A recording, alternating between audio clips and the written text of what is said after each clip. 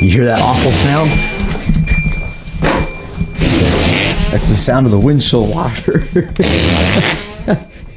It's we don't have a really super hard, good ground right now, but we're on there. But yeah, I see we got some windshields. They're barely working, but everything seems to be working. The turn signals are obviously working. You can hear them ticking. I found a bunch more wires we didn't need. Yeah, turn signals work okay. So this is good. This is good. I'm a little bit happy now. All right. So yeah, cut out all the bullshit with messing with wires. Plug these guys up and hide them. Can't go wrong that way. All right, just removing stuff to get to stuff. What I have decided to do as I got in here and started digging around, once we got all the main wires hooked up, we could tell, like, hey, everything works. You guys saw that. Hooked up the old Milwaukee M12 and we had the stuff. So what I then did is just went down one. I'm just going to do one side at a time. Just keep it simple, one side at a time. I took all the wires, sorry about that, all the wires that were factory-ish and stuck them up against the firewall here. That's all nice and neat, and I just kind of zip tied it up and out of the way so we can, don't break your stuff, boys and girls. This is a little cover for a hot panel they have, and I had it here with bolts and all kinds of trash on the ground, just like these guys, and stepped on it, busted it. All of this is mystery wire, so we got this fancy, look at this. Man, if you're in the 90s, boy, you'd be so jealous. That Alpine, I got my Alpine bumping, but I need the volume higher. Yeah, so we're just gonna pull out all the stereo components. There's quite a bit of stereo component stuff, like this stuff, and we're just gonna weed that out. I'm just a simple talk radio, simple radio kind of guy, so we'll buy another little cheap Amazon Bluetooth radio like we did for the Phoenix. Oh, the Phoenix is looking good, boys and girls. I put the rain tires, the wet tires. Took the Mickeys off because rain. We're getting in November, and can you see her? I think she looks nice. I was pretty hung up on the 275s. What's on now? Those are 255, 60, 15s on the back. Yeah, dude. Let's try the other side. The light is just killing us today, boys and girls. Yeah, you can't see anything with this camera. Thanks for shitting all over the cement here, Bob. Appreciate that, buddy. I see you came out of your way just to shit over here to get all this food, all the food he can eat. Well, I's feeding him, and he takes time to come over here after I cleaned up and shit on the cement. Thanks, Bob. Appreciate it, buddy. Bob. Hey, look at me. Bob. Hey, you're an ass. Thank you. So back to this guy and running down our mystery wires. Mystery wires. I'm really hoping I don't have to take everything out of here because the entire car is in here. And my old Trump sign. Remember when we had a president that actually helped the people out with the economy, as opposed to just sat around, ate pudding, and shut himself?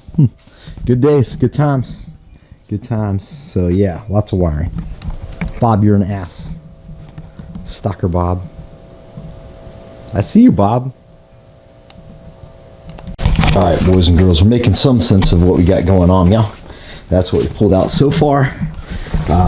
And we've got those wires isolated, the back wires. It was a lot less horrible than I thought. So you guys can see it cleaned up pretty nice. And then we're just working our way over. You can see we already have this this issue to deal with. And yeah, so gotta figure out where this bundle of speaker wires, oh, they're all spliced into the factory harness. Great.